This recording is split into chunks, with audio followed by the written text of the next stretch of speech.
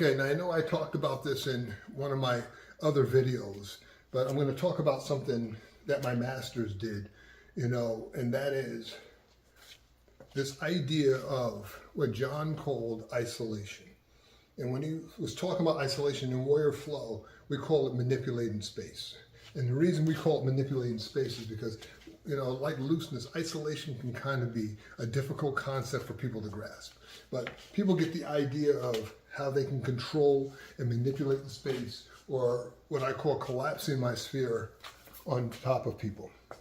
And how that works. And you see not so much Grandmaster Karen in videos where, because he's using his reach to his advantage, even though he's still doing it.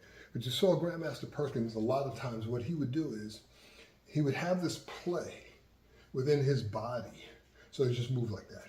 So now, because I have more reach than Anthony, he's not going to be able to step back a little bit, my friend. He's not going to be able to really get a good shot on me at this range because my arms are too long. But by manipulating the space between us as he's entering, change your body position right there. So you saw this, I got to go back. He felt me trying to redirect his hand. So what he did was he changed his body position, but notice he's actually getting closer.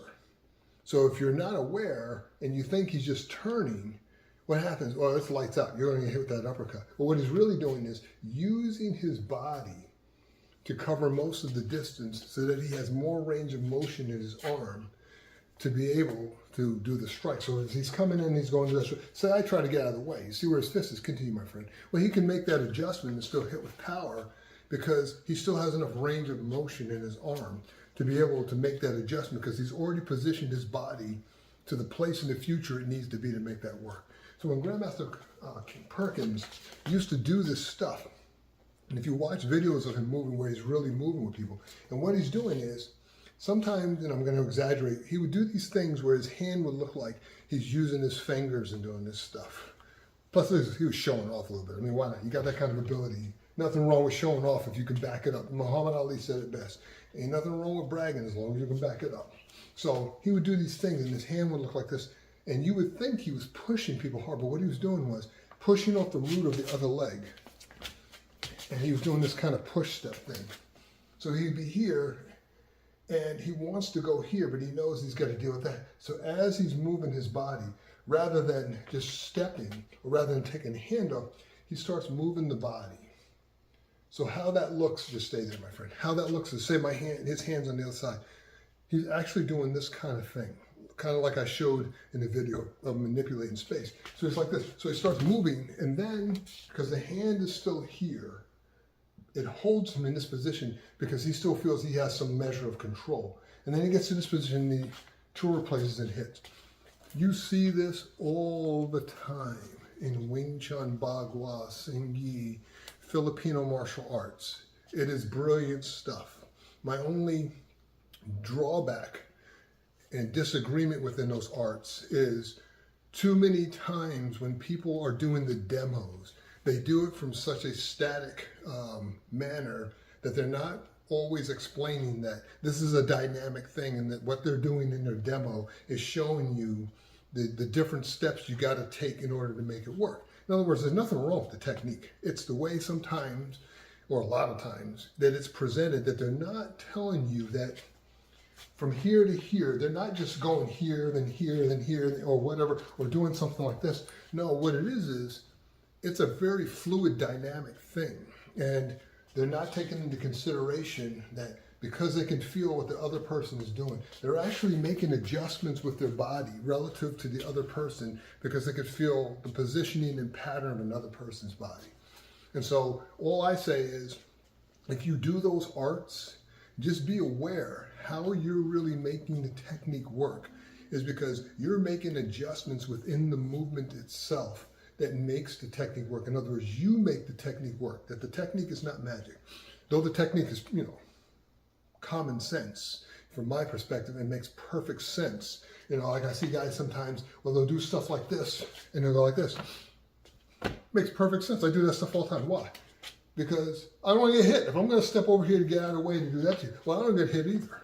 So as I'm doing these kind of things, I'm also feeling where they are, and I'm actually making adjustments like my masters did within their bodies as I go along. So if you're moving with me, just move, right? As I'm moving with him, because I can feel where he is in relation to my body, I can adjust my body as I see fit.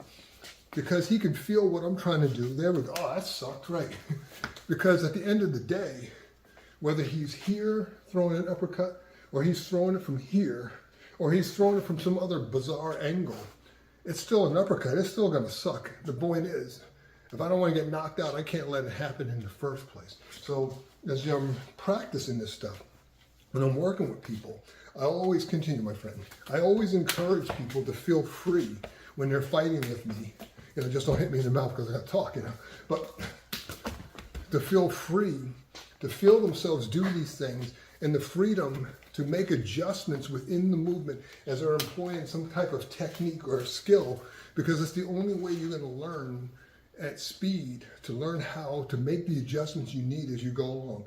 Now, for those people, because I got to say it, who think that you cannot do that in a real fight, they haven't been in enough either real fights or they haven't seen enough real fights. Because, you know, Anthony, he used to be a cop. He would tell you one of the hardest things to do is try to control a person who's emotionally disturbed.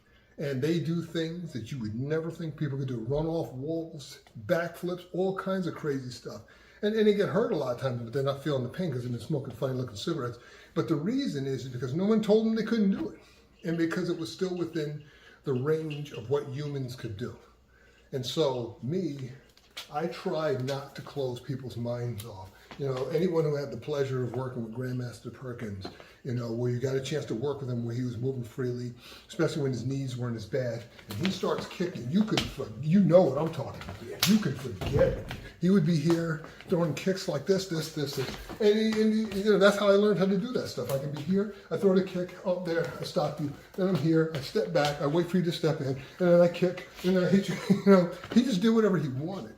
But if you notice what I'm doing in here, it's not, you know, I'm in this structured, stiff way of thinking. I'm making adjustments. Oh, there it goes. Oh, okay. Notice what I'm doing here. I'm not pulling his arm. I just want to know where he is, so I know where to kick him in the balls. And then I'm making adjustments in my body to make that happen. And that's what my masters were doing all the time. This is why a lot of times, you know what I'm talking about. You'd be working with those guys, now just do your thing. You'd be working with those guys, and you would try to clear their hand, and John would do stuff just like what Anthony's doing. Like, you hit his hand, the hand would come around, and he would just hit you anyway, like Mo in the Three Stooges, because no one told him when he's throwing that overhand right that he couldn't just bring his hand around and jack you, because it was within the natural range of motion. But because Anthony knows how to move his, oh, that would have sucked. Thanks for pulling that one. That would suck. He knows how to move his body. He can create these things he needs, because at the end, no matter how it looks, it's still just a punch in the face. You know, it's like basketball. I don't care how many fancy moves you got. At the end, a layup is still 2 points. Last time I checked in, you're still doing basically the fundamentals of a layup. So hopefully in these series of videos, you're getting something out of this. These are the things that my masters, that I extrapolate that they did, and some ideas of how they did certain things. Like I said, some of the stuff that Grandmaster Perkins did, there's really no way to know for sure outside of things he said, because he really didn't demonstrate in terms of a lot of things he did to develop his body. Whereas Grandmaster Karen, he showed me directly things that he did. I mean, there's a lot of other things he showed me, but I'm just giving you the understanding of the most basic stuff he did that really, in my opinion, really set my abilities apart from most other people. Whereas because I practiced these skills, they showed me that when I needed, you just push against me. You know, when I need to just be able to redirect somebody and use some strength, I'm not using so much strength in my arms that I'm giving up my arms, but I'm rooting against the ground, and then I'm making the adjustments within my body just enough to line myself up to push me. That's all I did. But watch, just push me. Okay, there it goes. And notice what he did.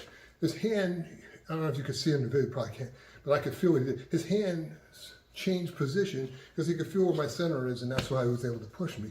But without that ability to make those adjustments, because you can control your equilibrium and therefore you can be pliable in the body, you just can't do those things. So hopefully you got something out of this.